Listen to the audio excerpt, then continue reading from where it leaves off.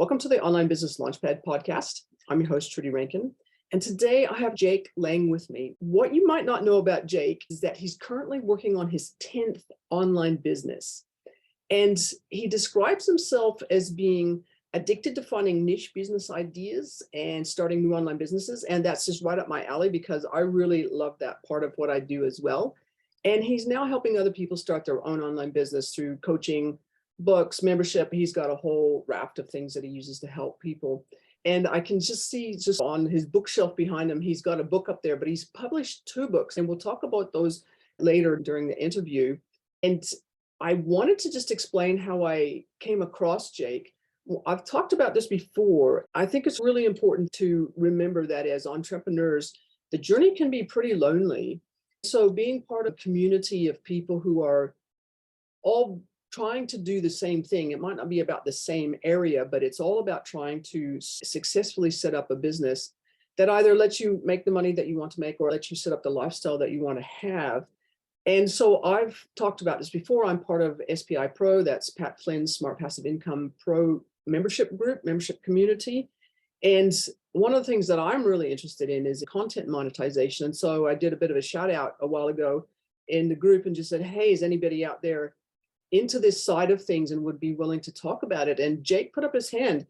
And so when he sent me through all of the stuff that he's worked on and the fact that he's working on his 10th business and everything that he does, it's really interesting. He's told me that he's started a business that includes selling online courses in the insurance industry, a dog blog about Pomskis, educational websites, and there's another one there. It's about PMI ACP certification, which is right up my alley because I'm a certified PMI project manager. So that's really interesting for me. And Jake, thank you so much for saying you'd be on the podcast. Thanks for having me. I know we have a lot in common, so I'm excited to chat. So before we really jump into the questions about the businesses that you set up and what that's been like, can you just talk a little bit about who you are, your background, and how you've gotten to where you are today? Sure. I'm Jake, the founder of entrepreneurridealong.com. As you mentioned, I wrote 2 books, Step 1 and also Use Your Job to Quit Your Job, both books about finding and validating business ideas to join us in this online business world. As you mentioned, started 10 niche sites, some really bad that totally flopped, some good and some that I'm still hanging on to, and one that I sold. The dog blog that you mentioned, I've since sold. But I started these businesses on the side while I was working in the insurance industry. It took me about 6 or 7 years of doing this on the side until I quit my job and took it on full time back in 2021 or late 2020, I think. So now this is what I do full time, and I help other people start niche sites just like I'm doing by sharing what's working for me. This is a topic that's of great interest to me. And I've mentioned it a bit on the podcast before because I've got a few experimental baby embryonic niche sites. But you wanted to explain to our listeners who might not know exactly what that means. So I would say my definition of a niche site is simply any topic can be a business. And in my view, I like to start a business about something so small and specific where there's a group of people that are really interested in the subject, but not a lot of people creating content about it, talking about it, or really not a lot of information about there on that topic. So it's really easy to come in and be that expert resource on that topic. And then you can create courses, books, and be the go-to expert. For example, the Pomsky dog breed was one of them. When I started that little dog blog, I had never seen a Pomsky dog in my life, but I had seen a bunch of people looking for resources about how to train this really energetic type of dog. So I said, I know how to train dogs. It's half husky. I know how to train those. I'm going to start posting some content out there. And I became the world-renowned expert on Pomsky dogs and how to train them without ever seeing one in my life. And so that's what a niche site. I've seen them since I started the website. I went out and met them and actually worked on training them. But when I started it, I hadn't seen them. So that's what a niche site is, basically a small subject like that where there's not a lot of information on it and you can be the expert on that topic. Yeah, I'm smiling a little bit for a couple of reasons. One is that I say niche, you say niche. And you can tell that the American versus sort of British, kind of Australian, New Zealand, whatever, lots of us say niche. So that's always a lot of fun. But the second thing was that I'm so glad that you went out and learned about and met the dogs and things like that, because I always find it interesting. One of the things that slowed me down at the beginning is that I'd look at a topic and I go, I don't know anything about that. And then later on, I discovered that there's lots of websites where the people who own the website, they don't know anything about the topic either, but they get people who do know about the topic to write about it. But that's a slightly different thing if you're getting writers to write about it, as opposed to you yourself being the expert in a particular topic. So how long do you think it took you to go from no knowledge about Pomskis as a dog breed all the way through to being, yeah, I know a lot about these ones and I can help people? I'd say it was relatively quick in the grand scheme of things. I'd say within a year, I wasn't reaching out to experts anymore because I've owned dogs my entire life. I've trained dogs my entire life. So I had a lot of information about just baseline. Here's everything you need to know about raising a healthy, happy dog. In the beginning, it was, okay, what are the specifics about this type of dog breed? And I went out to the people that were already training these dogs. I interviewed them, had them on a podcast, had them writing guest blogs for me. And like you said, I was aggregating the information because there was nothing out there. And the reason I actually started the blog is because I'm a dog lover. And I saw that this specific type of breed was commonly involved in scams and puppy mills, which are people unethically breeding dog and selling them to pet stores and then charging like $2,000 for this dog and people buying this little pet toy breed. And I was like, this isn't cool. I don't like this. And nobody out there knows what they're doing about SEO around this dog breed. So I can come in and I know what I'm doing with SEO and blogging. I can start creating real content from real people that have owned this dog. And here's some real information. And here's how to avoid getting scammed. Don't Western Union wire transfer $2,000 to somebody that you've never seen, a fake photo on the internet. Here's how to identify scams. Hey, if you do have this dog, here's how to raise ethically. And that's how it started. And then because of that, I started getting a lot of traction and a lot of questions. And then I started having to go with real professional trainers and people that have owned this dog. And then it grew from there. So it started as just a little side project to practice SEO and turned into a business that I ended up selling.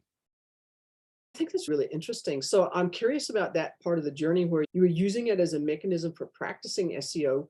Why were you wanting to practice SEO? Did you already have other websites at that stage?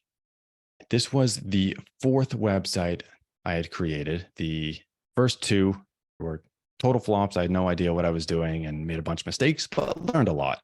The third one is my niche site in the insurance industry, where I sell online courses to help employees of the insurance industry pass this certification. I had to earn this certification when I worked as a product analyst in the industry. And I hated the study material. And so I wrote my own study material and then started selling that. And I said, wow, this is actually working. Look at it. I stumbled into it, did it by accident, did it successfully. Stumbled into SEO by accident because, again, it was a niche topic that nobody was writing about. So I just started writing about these exams. And because I was using the name of the exam in my blog, that was the keyword that people were searching for, but nobody was writing about. And all of a sudden, I started getting a ton of traffic from Google. And I said, how am I doing this? And why am I doing this? And then I learned a lot through that website. A couple of years later, maybe a year or two after successfully starting that and monetizing it, I started the Pomsky blog because I was basically saying, I want to figure out how to actually do this the right way from scratch, starting with all the right methodology from the beginning and see if it works. And it did. Which is fascinating because that was number 4. And now you're all the way up to working on number 10. What's your process for going through and deciding what type of site you're going to create and what the topic be? And that's what the book step 1 is actually, is that process and methodology that I go through. And in my view, so basically in the book, I believe there's 35 or 40 what I call brain dump questions, which are just brainstorming questions to come up with over 150 different topics that you might be an expert at or might be interested in becoming an expert at. And to me, that's really all I look at. What do I touch in my daily life? Because every single thing around you, every single job you've ever had, thing you've ever touched, thing you've ever learned, hobby you've ever had could be the topic of your business. So for me, I just start with this brainstorming exercise and then narrow it down from there based on what I'm interested in. Can I see myself writing 100 blog posts on this topic? And if not, then I'm not going to touch that because I will not be interested in that business. And I take it from there and then do a little bit more narrowing to figure out if I'm interested in it, is it actually viable? And the way that I do that is a good baseline check always is, I told you I love SEO. That's my primary method of traffic generation. I simply use keyword research through SEO tools. I use SEMrush. to look up how many people are simply searching for what I call the root topic, the root niche. So for Pomsky, I would just type in Pomsky. Okay, how many people out there are even looking for information about this dog? Oh, 200,000 people. Okay, that's way more than I need. But I can tell that there's people out there, and I can see that there's tons of topics being asked that are being searched on Google. Not a lot of people talking about that subject. So those become my blog posts, and that's how I get traffic. One of the sites that I just started about pellet stoves. Do you guys have pellet stoves in Australia? I have no idea. I have to confess, because in the city, you either have gas stoves, electric heating, or you have wood stoves, wood burning stoves, and pellet stoves. I haven't seen them advertised, but that's not to say we don't have them. I don't know. So, I live in Maine. It gets cold here, so everybody in Maine has a pellet stove. They're similar to a wood stove, except it's just these little pellets, just compressed wood shavings and pellets, and that's what you burn to heat your home. But anyways, when I moved to Maine, I had no idea what a pellet stove was, had one in my house, and I said, how the heck do I use this thing? Started Googling how to use it. Not a lot of information. So I said, oh, maybe this is a niche topic that I can learn about. Looked it up through keyword research. Nobody was really talking about it. So I said, okay, I'm going to start a niche site on this because I need to learn this anyways, and I can just write about it and teach other people what I learn. So that's the process that I use for finding these niche topics. It sounds like you write all of your content yourself. Is that the case? Or maybe a few guest posts? Do you write the majority of it yourself? I write it all. I brought on guest writers, but it's mostly to help somebody out and give some exposure, kind of like this guest podcast, somebody else's perspective on a topic, and share it with my audience. That makes a lot of sense. I want to come back to something that you were talking about earlier, where you're talking about when you sold your Pomsky site, your website. Can you just talk a little bit about the process and how that came about, and what made you decide to sell it as opposed to keep it, hold it, and continue to get revenue from it? Sure. I'd say the big reason for selling, let me tell you, at this point, I had scaled it up. It was generating about $2,000 per month in recurring revenue through a little membership and affiliate products, mostly from the membership. And I wrote a little dog training book as well. So that was the monetization. And I used empireflippers.com. I'd actually heard about it, I think, on the SPI podcast, and that's how I found them. And they were awesome. They handle everything for you. They give you the valuation. They're the middleman that connects you with the buyer. Highly recommend them. And I got a valuation of $95,000, and I ended up selling the site for the full valuation. And it really just came down to the price point that I could sell it for. Did I think it was worth it? Because that would cover basically 3 or 4 years of revenue from that website.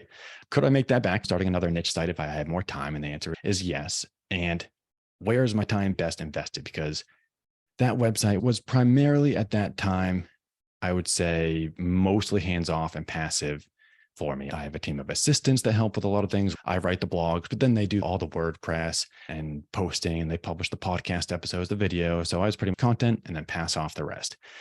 My assistants are even answering emails and posting on social media. So all of it was hands-off, but it was still taking up enough of my time, even just 5 hours a week or 10 hours a week, that I know that if I invested in my insurance website or the Entrepreneur Ride Along, that could be 10 extra coaching clients at the Entrepreneur Ride Along. That is far more profitable. And I enjoy it a lot more because I don't own the Pomsky dog. So I found myself, I own Great Danes and a pit bull mix. So not even close to a little husky Pomeranian mix. So it also just got like, this isn't really like what I do. I love dogs, but I'd rather focus on other things, pass this website off to somebody else. I can take it where it needs to go because I was not investing the time that I needed to grow it. And I was just getting too many people, asking too many questions, basically just flown with work that I couldn't handle. And if I invested the time, could have grown it a lot more. So it's time to pass it off to somebody else to take it to the next level so I could focus on the projects that were making me more money and giving me more enjoyment. Makes a lot of sense. So basically, you heard about Empire Flippers, you decided you're going to take this website and sell it, and they helped you do it. I've heard about them as well. I've also, Flipper is another one. I'm just a little curious because at this stage, I thought, and this could be me just not knowing, Empire Flippers took some of the more expensive, they sold mid to high range sites. And obviously Flipper sells up the range as well, but they also have lower range ones as well. So did you do any research before you picked them, or just went? The change happened after I sold this business. This was sold in 2020, I believe. It was right before I quit my day job. But then soon after that, I forget what their metrics are now. I don't know if I asked, is it a six-figure business or something like that? But they are focusing on high value, high income businesses only now. I looked at Flippa. I chose Empire Flippers. I looked at Flippa, Motion Invest, and a couple other ones that I don't even remember the name, but those were the three that I really narrowed it down to. Flippa, I chose not to go with them because it was the most work for me in terms of basically I have to do all the work, all the negotiations, my own valuation. And it's also more like eBay where people can bid on it and you can set a max price. If they hit the max price, I think they buy it. And that was okay. But then it would come to my hands to pass it all off and all the work basically. Motion Invest, I wanted to work with them, but they said my site was too complex for them, meaning they only wanted to focus on affiliate sites, really easy sites that are easy to just pass off to somebody else and move on because I had a membership, a book, podcast, all this other stuff. They're email marketing. My whole automation is built in ConvertKit. They were like, yeah, we just want websites that are blog posts where you click and earn a commission. Come back to us with an affiliate site, basically. Empire Flippers told me I was eligible to use them at the time before they switched it up, but they are basically totally hands off for me where they publish and push my website. They do take a 15% commission, so I had to pay for it, but they find the buyer, they interview the buyer, they conduct all the transactions, hold the money, whole transaction is processed. And then I give them all my passwords, basically. They change all the passwords to the new buyers, whatever he wants to change it to. And they just, without me ever meeting the other person, I did meet with this buyer because he asked and I wanted to, because I wanted to make sure I was passing it off to a good person that I trusted. So that was nice. We had the opportunity to meet. But if you don't want to, you can just pass it off to this person, never hear from them again. And just, you take the money, they take the site, and you go your separate ways and you don't have to do any work. So Empire Flippers was a really easy facilitation of a website. That sounds like a pretty good service and it would be worth paying for, especially if you're short on time. I want to come back to two questions, but I'll start with this one first. In terms of the types of content websites that you create and that you monetize, what would you say are the most important skill sets that you need to be able to do something like that successfully? For a content website, one of the most important skill sets is just jumping in and doing research. So I say first do the research to figure out what is viable, is it going to work? I mentioned I had two sites that totally flopped when I first got into this whole online business world. That's because I did no research, didn't talk to my target market at all, and just said, oh, I have an idea. I'm going to be rich. I'm going to go put this online and where are the customers? Come give me your money. I had no knowledge on the subject, no expertise, and didn't really care about the topic at all. So always really just saw dollar signs and dove into it. And that's why those failed. So I'd say research is a big skill set that you need in terms of, at least in my world, using SEO, and it's the same as podcasting, YouTube videos, is doing that research. What is the right business to start? What type of content do you want to consume? And then what is your pain point that I can solve with my products or services? So that I'd say that research has been key for me to successfully keep doing this over and over again, rather than wasting my time months at a time trying to build a new website, throwing things at the wall, hoping something sticks. That the research helps you make sure that it's going to succeed before you dive in. And then it is really just diving in and doing it and spending the time. Like I said, if it's on your brainstorming sheet, one of your ideas, and you really can't see yourself writing 100 blog posts, a book, or recording a bunch of podcast episodes about the topic, then avoid it because you won't do it and then the business won't succeed. That's wise advice. Do you think that your business model would work as well if you were paying somebody to write your content for you? I think the research will still need to be done because in the end, you need to know what pain point is your target market facing. You could probably pay somebody to do that research too, but I like the research part. What information do they need? What product and service can you create to solve that pain point? I don't plan on ever hiring somebody to write for me just because I like writing. I like working on my businesses and I like being the one with the knowledge that runs the business. So I'm also the one that can write the content because I have the knowledge to be the expert behind the scenes. But yeah, I could hypothetically see if you did the research, if you said, here's a list of keywords, go write about this, and here's what I want to talk about on each one, then you could pass it off. Still take a bit of a review if it's meeting the criteria of what you see as acceptable to put out in front of the world, because in the end, you're the one on the hook. It's your business, so it has to be accurate and presentable. But absolutely, you could use the same business model and outsource the whole thing. Yeah, obviously you have to be paying for it, but Yeah. it does work. So I want to come back to one of the questions that I know listeners will be asking, and that is in terms of the monetization side of things. You've already mentioned courses and affiliate links, I'm assuming as well, but exactly how do you go ahead and monetize your sites? Do you have a preferred mix or do you base it on the topic? To me, it depends on the topic. And the topic really depends, and I should say even further than that, the topic and simply how can I solve the pain point of that target market. For example, my insurance website, it's simply, I want to take this exam and pass this exam. So give me the content that I need. Okay, here's a course or a book. Just read it, take the practice exams, and go ahead and pass it. With Pomsky, the Pomsky website, it was, I want a community of other people training this dog. I need help and resources. So I was like, okay, that's a membership with some content. And here's some courses in the membership. So you can communicate with other people, real trainers. I'm in there to answer your questions too. And here's some courses about training as well, and a book on top of that. So I'd say it really depends on what that pain point is that you're facing, and you can find the right vehicle to solve that pain point. When it comes to affiliate type monetization techniques, do you have a preferred crowd like Amazon, or do you tend to go out there and talk directly to the organizations that provide the products and services that you've got affiliate links for? Definitely depends on the niche. I would say I use Amazon for all my websites because it's easy, especially if you're recommending a book that you read or something like that. I think everybody should have Amazon affiliates. But for something more specific, like the Entrepreneur Ride Along, I'm an affiliate of Thrive Themes, the WordPress theme, and an affiliate of ConvertKit. And that's because I've used those platforms, tested them. I know I like them, and I also put a bunch of tutorial training videos out there for my coaching clients.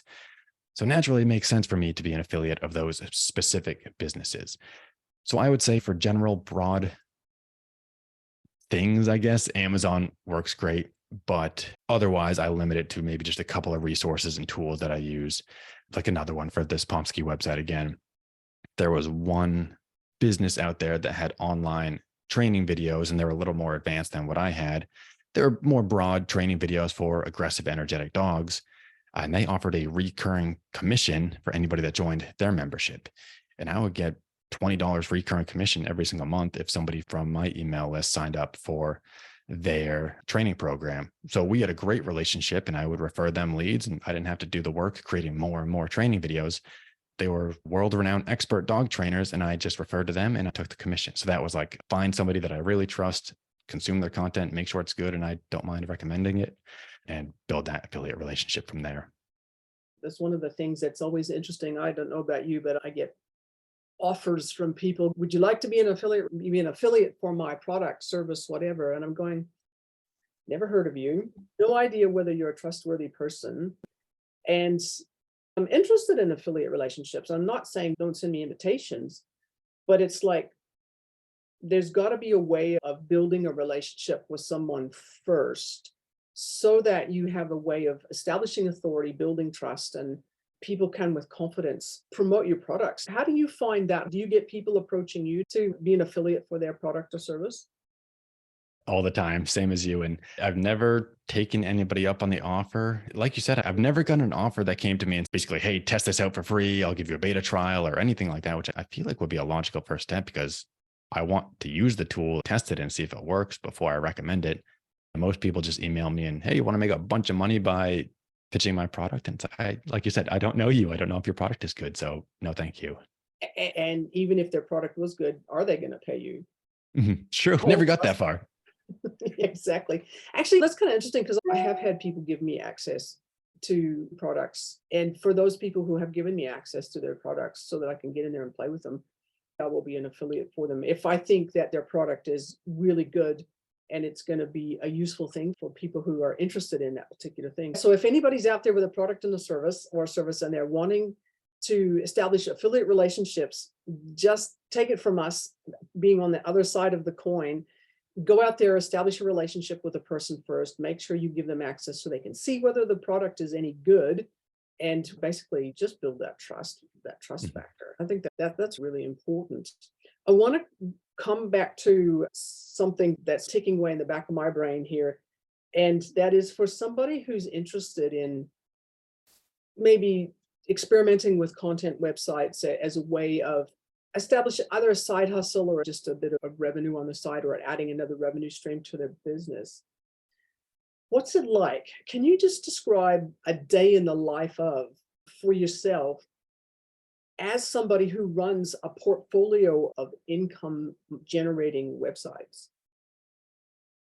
I'll give you two answers because life right now is much different than what it used to be. In the life now, I maybe only work 2 or 3 hours a day because everything I've built is passive income based. Everything goes from SEO or organic traffic to an email list, my funnel that sells my products and services. And I have a 1-year-old, another on the way, and 5 dogs. And so I got priorities elsewhere, which means it's nice that I can sit back on the passive income funnel. My time now is spent creating new things, new niche sites, and just making sure everything's running properly. But I'll tell you, when I first started out, it was very much on the side. For me, it was making sure to focus on one, I'd say that one, like the one right next step, and not getting distracted by all the bells, whistles, and shiny objects out there, because it's really easy to start a Facebook page and a Twitter page. And now there's the new Threads or whatever's out there, the Twitter, Instagram, and TikTok. And so I'm going to do all this SEO and YouTube and podcast, and then you get nothing done. So for me, it was, well, working a day job. I would say a day in the life was, I took the train to and from work. So I had about an hour to work and an hour back from work where I was just sitting on the train. And so that was my time. And that's really why I chose blogging in the beginning. I liked writing. I never thought I was a blogger, but then I was sitting on the train for 2 hours a day. So I would write blogs to and from work. And that's how I really got into SEO and blogging.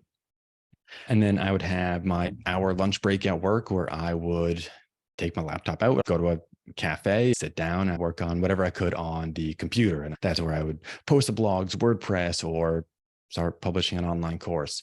I didn't really have that much time to focus on business at the time, when I had 8 hours the day job. And then by the time I'm back home, maybe I'll do a little work at home. But I would say day in the life for me was simply focusing on my insurance business, which was the first successful one, allowed me to eventually quit my day job. I was simply blogging and writing courses every day. I knew those were the two most high value items because the blogs brought the traffic in. I'd already built out an automated email funnel, so people would download my free practice exam, get onto the email funnel. And that email funnel was basically, here's a bunch of free value, all the blogs that I'm writing. Oh, and do you want to buy my course? By the way, here's a course that I created. And then it became keep writing courses for the next exam, because there was 8 exams to earn the certification. And I knew once I completed all of them, I could bundle them and sell them for a big chunk of cash instead of buying one individual course at a time. And I knew people would trust me more if I had all the courses, so that they didn't start studying, get halfway through, and then, oh, Jake has no more courses for me. What am I going to do? So my whole life in the beginning was just sit down, and my courses are basically textbooks online. They're all text-based. So for me, every spare minute I had in between work, on the way to work, and when I wasn't working, was writing. And it could be, for anybody else out there, it could be podcast, video, whatever else you can do. There's plenty of other means of creating content if you don't like writing. But for me, that's what I was in, Word documents all day long, typing away. That's kind of interesting, because a lot of courses these days are video based rather than text based. So do you find that puts some people off, or some people prefer the text based as opposed to a talking head type approach with video? I find that it's actually preferred in this niche. At the time, it was simply because I had no time to record video. So I was writing a textbook, and then it became an online course. And then I found out through market research that people actually preferred the text because there's so much complex content that it would take me 5-10 minutes to sit on video and talk through one of the subjects, where I can write it more succinctly in a couple of bullet points with a little graph example. They can go on their way. A lot of it is actuarial concepts, financial concepts, and some legal concepts that are really just me on screen here reciting it and then trying to write it down. It's almost better if you have it on your notes and you can copy and paste it. I give away a little like cheat sheet study guide. So as you're reading my course, you just take your own shorthand notes on the side, and then you study your cheat sheet. And people prefer that because they can just kind of copy and paste right from my course onto their cheat sheet and then study the cheat sheet. But I agree. One of my competitors does video courses. And whenever somebody says, hey, do you have videos? I say, nope, go to this guy. He's the video course guy in this niche. I'm the textbook guy. And that's fine with me. I have my market and he has his, and we both do well in the niche. And do you exchange affiliate links? No, we haven't. You know what? I pass him off business. We should, but he's a little more, I would say, old school. He doesn't necessarily know all the online business tactics, but I should probably introduce him to that. You might be doing him a favor. His are recorded with almost a professional video camera. It's not like this. It's not even an online course platform. It's a DVD. So, you get a video course, but you got a DVD and copy it onto your computer and download it and all that. If the course is still working and functioning, that's why not? Yeah, it's working. People love it. So that sort of takes me on to my next question as we start to wrap things up a little bit. I mentioned in the introduction that you mentioned that you've got another website around one of PMI's certifications. Mm-hmm. Do you want to just talk a little bit about that? Is it the same as what you did for your insurance niche, or how did you get into that particular topic? Yeah, that one is even more niche than the insurance one. It's not as popular of a certification as you probably know. That one is simply when I switched companies in the insurance industry, the new company I went to was all about Agile. And they basically said, everybody that's here has to learn Agile. How do you want to learn it? You can take all these certification courses or whatever you want to pull it off. I said, okay, I've already created this website with my insurance courses. I can just literally copy it with a new subject. And that's what I did. I found this certification through the PMI. My company approved it and said, okay, why don't you start studying for the PMI ACP? And I said, okay, I'm going to start. And I was always honest with my employers. I didn't say, hey, I'm going to write a course, but I would say, hey, I'm going to do some tutoring on the side while I'm studying this and help other people. I was like, yeah, that's fine. Put some resources out there, publish your studying journey, and that's fine. So I told them that. They were cool with it. And I just copied my exact funnel, literally the same exact email funnel, just changed the name of the exam and the pain point. And now I have the same funnel, same thing set up, selling a practice exam course for the PMI ACP. It's really nice when you get to the place where you can, it's not cookie cutter, but it's taking the same template and reusing and repurposing stuff that you've already done. That makes a lot of sense.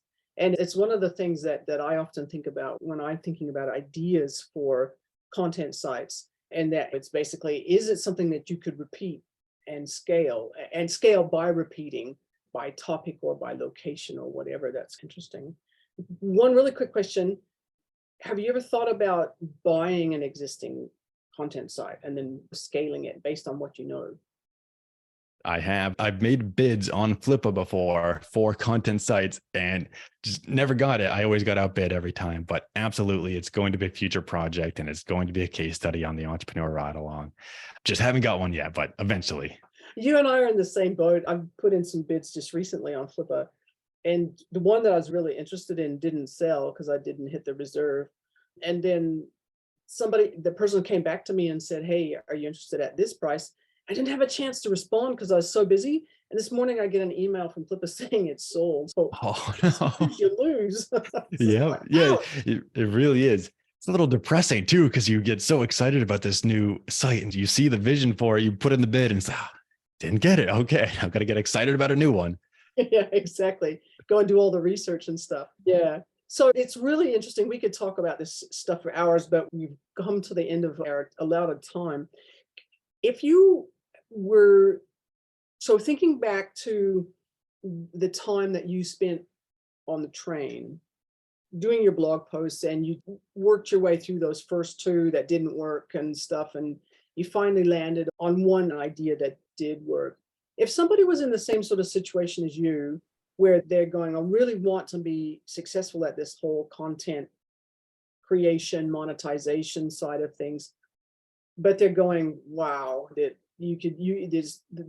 there's so much opportunity, but there's also so much chances that you'll just fail. What kind of advice would you give to somebody who's at that stage where they want to do it, but they're really worried that it's going to be a waste of their time and effort? Yeah. First, I would say no matter what, it's not a waste of time and effort. I mentioned those two flops that I had. I absolutely would not be here today if I didn't start those two websites, because that taught me WordPress and it taught me blogging back then. I heard about SEO, but didn't know how to do it. If I hadn't started those two websites, I wouldn't have learned that one of the first steps, once you have an idea, is talking to your target market and figure out, what do you guys even need in this target market? What can I help you with? Should I even start a business here? I'd still be struggling if I hadn't started those two websites. So that's one piece of advice, is if you got the idea, no matter what, you're going to take a learning lesson away from it. Even if it's that learning lesson cost you a bit of time, it's still a great learning lesson. But I would say there is so much opportunity out there. There is still plenty of opportunity to create these content niche sites. I kind of go back to that research conversation that we had earlier, that it is looking out there and doing some brainstorming, seeing what's out there in your world and that you have some expertise in, and finding what could that subject be, and really just picking one. And I always tell my coaching clients, if you pick one, you got to focus on it for at least a year. You got to promise me you're going to spend a year on it and dive in and go all in on this one idea. Don't start 10 different websites at once. I know you want to, I want to still. Just pick one and stick with it for at least a year. And if it's awful after a year, then okay, move on, drop it, go to a different subject. But if you do that research first and you talk to your target market and you find that there is this opportunity using, so I go back to the keyword research tools. If you find that there's a bunch of keyword opportunities out there with people asking questions and going to Google and searching for all this information about this topic, that can be your business, because you know that there's a big community out there asking questions about this topic. So there's a wealth of content opportunities that you can create to get the traffic to your website to then start monetizing. So it's a little bit of research, and if you dive in, you're still going to learn, and no matter what, it's a learning lesson. Yeah, so it's back to that concept of everybody starts at zero, or everybody starts at suck. You've got to be bad before you can be any good. You've got to spend the time learning. Jake, that's been really interesting chatting with you. And if people were interested in learning more about you, or wanted to connect with you, or they're interested in your community and your courses that you offer, where would they go? I'd say head over to theentrepreneurridealong.com, and you can check out step one at step1book.com, and that'll help you find and validate your business idea. Fantastic. Thank you so much for being on the podcast. Thank you.